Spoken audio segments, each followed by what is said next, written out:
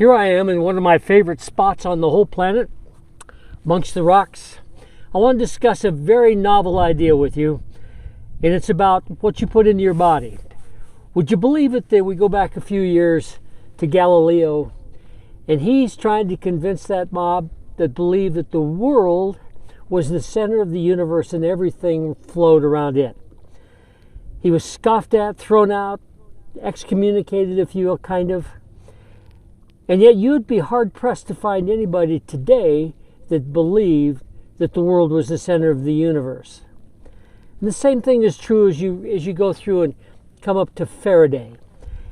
And he was showing the people that we are a magnetic electrical being. And he showed that and demonstrated it with magnets that he tried to put together like that. And he showed how tuning forks, all of these very interesting concepts talking about frequencies. Now, we're all quite familiar with frequencies because we use them for radio, we use them for television, we use them for MRIs, we use them for just so many things. And if it weren't for quantum physics, we wouldn't have a lot of these things with people trying to understand how the body functioned.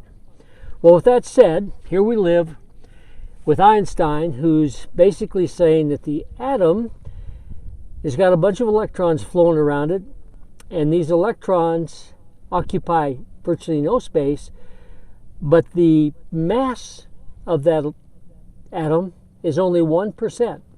So as you look down at your body, feature this: you're only 1% mass, and the rest of you is nothing. You're filled with frequencies, you're filled with wavelengths, you're filled with some of the craziest things you've ever seen.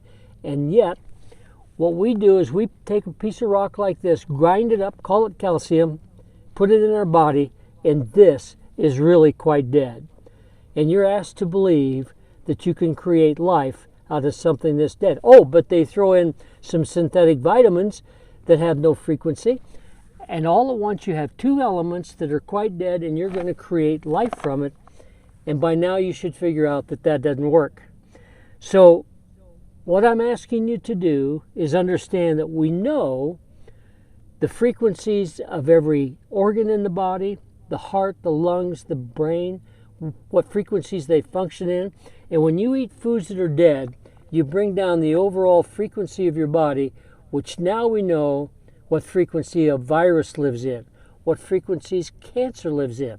So you have a group of guys, one is a musician, and he was looking at this thing and saying, let's see, two tuning forks across the room of the same frequency.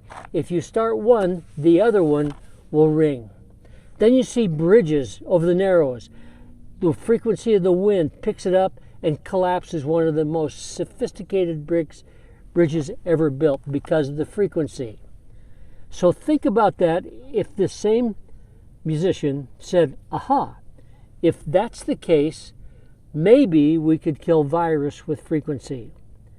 Think about the potential of increasing the frequencies in your body to where a virus won't live in it, and even cancer won't live in it.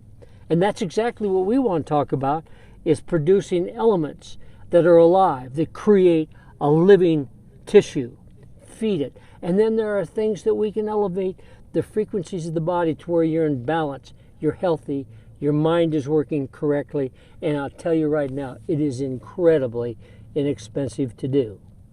So if this interests you, Steve Wilson, and we will talk to you about quantum physics, and we're going to talk about not quantum physics and not quantum mechanics, but we're going to talk about quantum biology and biochemistry, to where you can see just exactly pictures that are taken.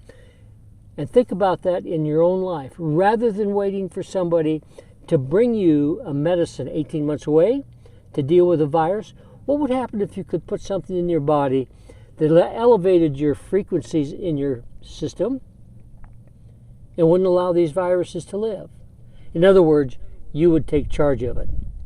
Give me a call, Steve Wilson, 970-260-1740. Thank you again for your time.